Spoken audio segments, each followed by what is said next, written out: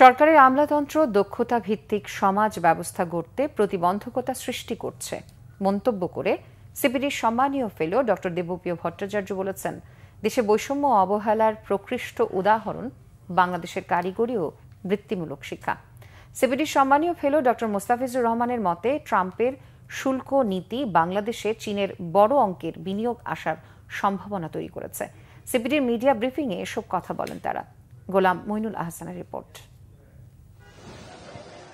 কারিগরি উচ্চ শিক্ষা মন্ত্রণালয় প্রতিষ্ঠা ও কারিগরি শিক্ষা সংস্কার কমিশন সহ ৬ দফা দাবি আদায় বেশ কিছুদিন থেকে আন্দোলনে রয়েছেন পলিটিক্যাল ইনস্টিটিউটের শিক্ষার্থীরা।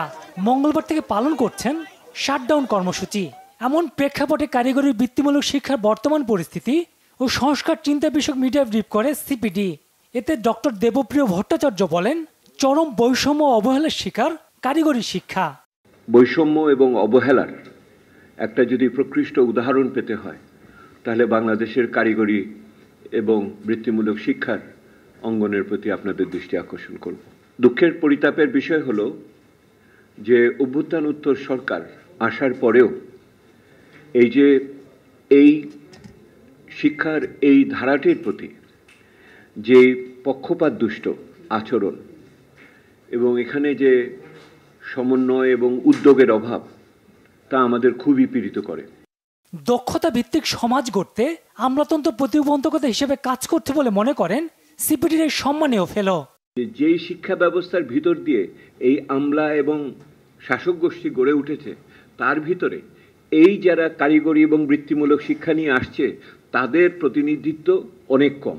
তারা কিন্তু সেই ক্ষমতার লড়াইয়ে আমার এই লোকগুলি বৃত্তিমূলক এবং কারিগরি শিক্ষার আমার শিক্ষার্থীরা যারা বেরোলো, তারা কিন্তু হেরে যাচ্ছে।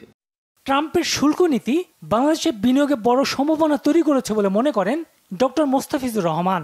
তো এখন যেটা আমি দেখি যে সম্ভাবনা সৃষ্টি হয়েছে, সেটা হলো যে চীন এখন তার ডাইভার্সিফাই করবে, আমাদের মতো দেশগুলোতে বিনিয়োগ করে তারপরে এখান থেকে মার্কিন যুক্তরাষ্ট্র এবং অন্যান্য দেশে সে রপ্তানি করতে চাইবে, যাতে অতিরিক্ত শুল্কটা দিতে না হয়। দেখবেন চীনের কিন্তু একটা বড় আগ্রহ এখন কিন্তু দেখাচ্ছে। শুধু দক্ষতা ভিত্তিক সমাজ নয়, কারিগরি শিক্ষা সমাজে উদ্যোক্তা তৈরি করতে সহায়ক বলে মনে করে সিপিডি। কিন্তু গোলাম মইনুল আহসান, বাংলা ভিশন, ঢাকা।